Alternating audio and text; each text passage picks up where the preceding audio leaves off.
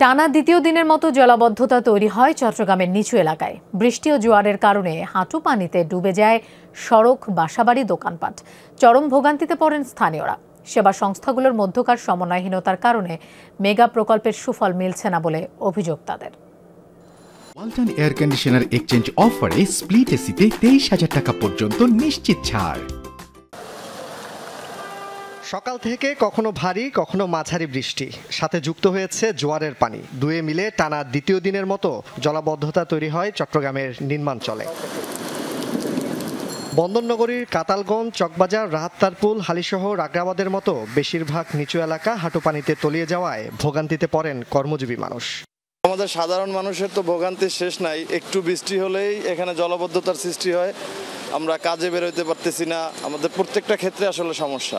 এত ব্যবস্থা নিল, খাল খোলন, মাল খোলন, কোনো কিছুতে পানি বাধা, মানে পানিকে বন্ধ করতে পারতেছে না। ওই যে শহরে সাগরের স্বাদ, হ্যাঁ, পোলাপান খেলাচ্ছে, নৌকা বাইচ হচ্ছে, সাঁতার দিচ্ছে। দুর্ভোগ তো কি অবস্থা আছে। পানি ঢুকে পড়ে বাসাবাড়ি, দোকানপাটেও। পরপর দুদিন জলাবদ্ধতার কারণে বিপাকে খেটে খাওয়া শ্রমজীবীরা।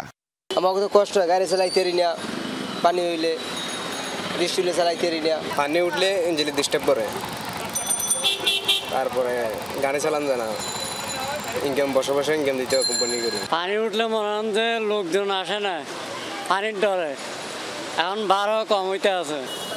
জলাবদ্ধতা নিরসনে প্রায় 6,000 কোটি টাকায় চলমান মেগা প্রকল্পের পরও এমন দুর্ভোগে ক্ষুব্ধ ভুক্তভোগীরা।